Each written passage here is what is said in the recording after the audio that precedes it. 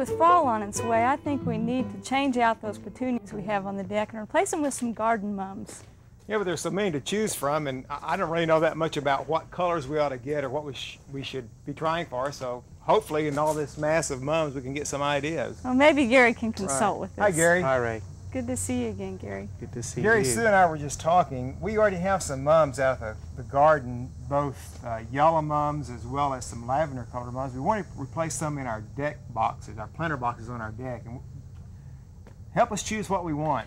Well, we sure have a large selection. We have about 18 different varieties. Some of them are shorter growing than others. Some of the varieties of mums are maybe 18 to 24 inches in height. We also have daisies and decoratives. Although they're both mums, they have different types of flowers. Now, when you say daisies, that's not the same as the Shasta daisies people grow in their garden. It's a mum that has a flower that's similar to a daisy-like flower. And they're real popular. But probably more popular would be the decorative type. Most people are used to those. And then we have all colors. We have the red, yellow, lavenders, whites, and maybe we should get some reds and whites for your case. Well, that would certainly fill in with the colors that we've already got. Red and white may not be my favorite colors, but for various reasons. But why don't you go ahead and convince me? What do you got here? Gee whiz. Yeah. Well, this is a nice variety called Yellow Jacket, and you can see the flower buds on it are real tight. They are not quite beginning to open yet. But there are a lot of them. There'll be a nice show of color on that. This is a shorter growing type too. It doesn't get real tall and leggy, but has a nice mounding habit. But it has beautiful foliage too. Gosh, they're so cut leaf, they almost look like oak leaves a little bit. Yeah. That's nice. And then an earlier variety would be like this red variety here. This one is also a compact grower, but it's the very first one to bloom of the fall season. Which one is this one now? Burgundy This one is called Min Gopher. That's pretty. Another variety that we selected today is this white stardom. This one is a white daisy. It has a yellow eye with multiple petals around the edge. So if you wanted a daisy appearance for the fall, this would be a good variety to choose. Now that one has some good possibilities for our planter boxes. I like that. It has a nice compact shape. Oh, yes.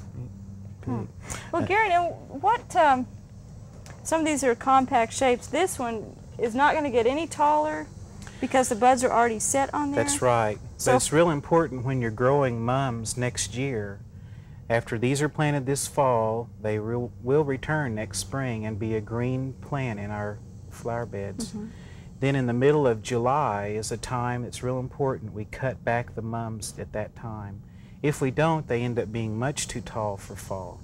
So in the middle of July, around the 15th of July, we cut back about half of the vegetative growth of the mum. Then the flowers set on the new growth. By October, they're blooming again.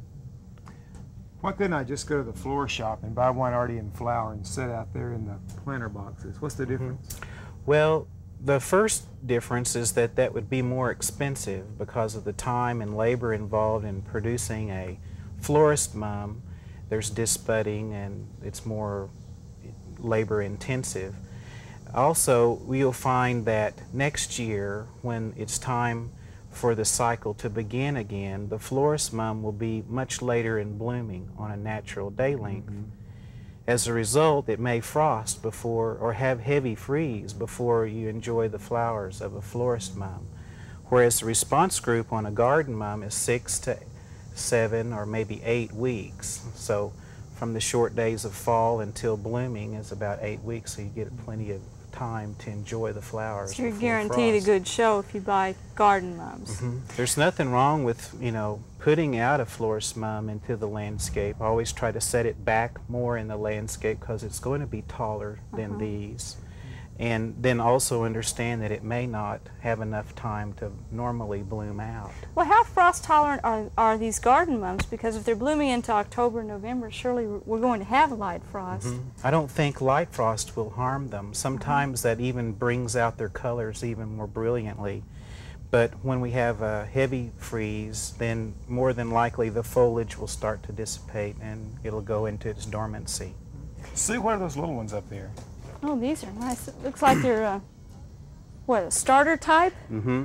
We've taken some cuttings and have multiplied some of the very same varieties that we've seen here in the large containers. We have started in small pots. So, for instance, let's say an owner wants to put in a whole flower bed, and it may be that they need 30 mums to do a good job.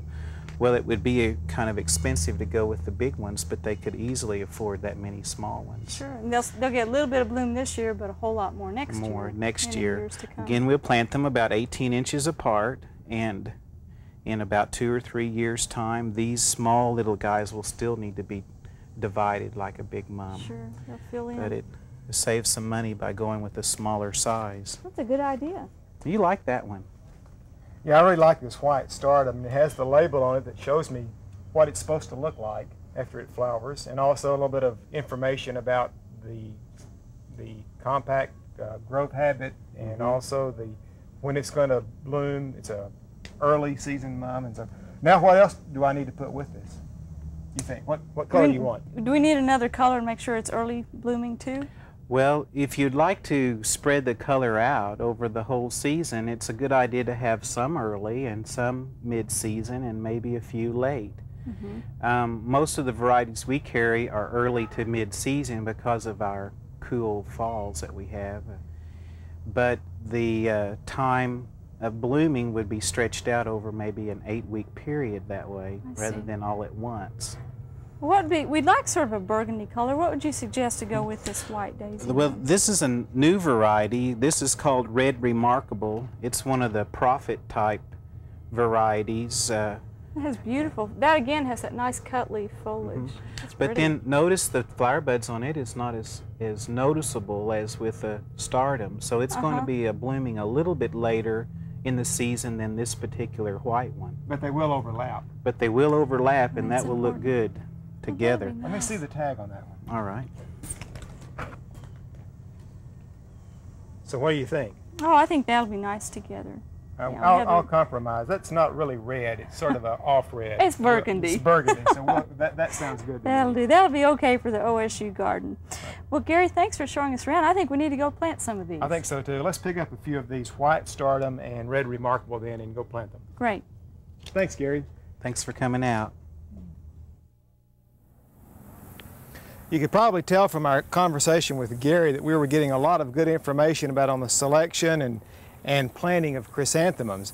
And to me, that's one of the real advantages of going to a full-service garden center such as his, as opposed to mass media to buy our plant outlets, because you normally will get very good trained horticulturalists waiting on you there and can supply you with a lot of this information.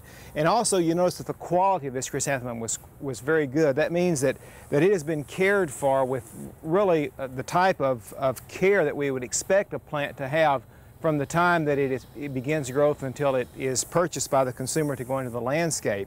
And so we're real pleased with the quality and the selection of plants we had at his garden center.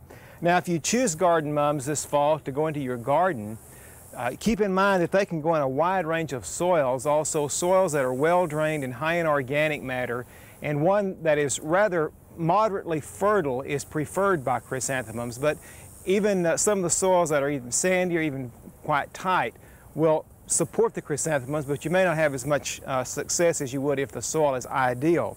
But we've chosen here to put our chrysanthemums because we already have some in our garden spot in our planter boxes. We've had petunias in these planter boxes throughout the summer, and they've done quite well, but they're getting a little bit spent now and ragged looking, and although we've cut them back a time or two, it's really getting a little late in the season to cut those back now for another flush of flowering. So we're going to throw those in the compost pile and go ahead and put these chrysanthemums in these planter boxes because they do quite well in the planter boxes as well.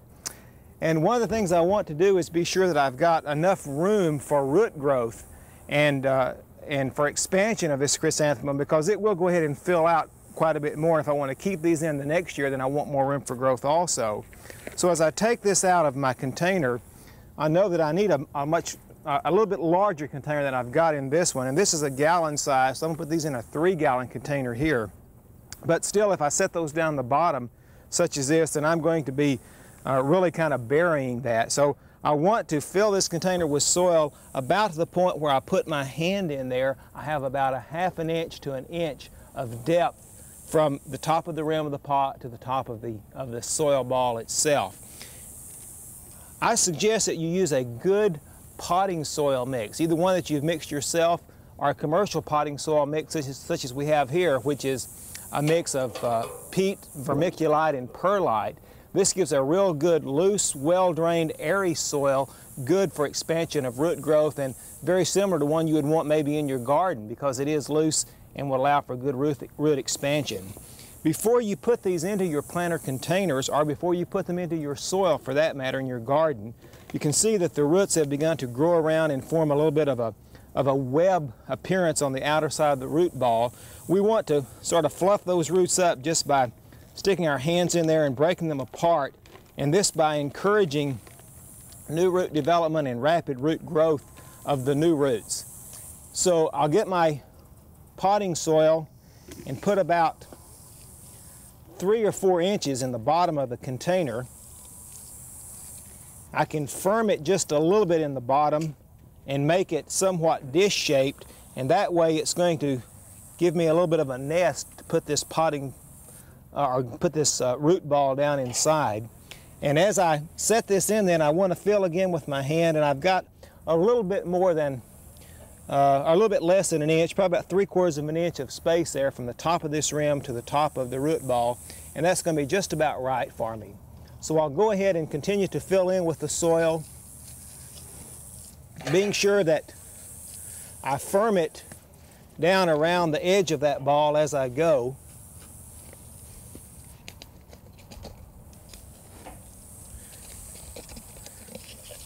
Fill in a little bit around the top there. I think it's important that you firm that soil in because when I water this a little bit later on, some of the soil is going to settle just through the watering process, and the more I firm it with my hands at this point, then the less settling I'm going to have as I begin to water it in. Although these have been grown under pretty good growth conditions, as we can tell by the nice bright green foliage and the uniform growth, I still think it's important if we gave it just a little bit of help along with a starter solution. You may choose just to water it in now with just plain water, but I have a starter solution of 20-20-20 soluble fertilizer mixed at a rate of about a tablespoon to a gallon of water, and this will give those roots, particularly that I've broken up, sort of a fast start. Because it is high in phosphorus, it will promote good rapid root growth, and it will settle. The water, of course, will settle the soil around the root ball, seal in all the air pockets. The added fertilizer will give it a little bit of a boost. And we'll have a plant here that probably will never know it's been moved from one pot to the other.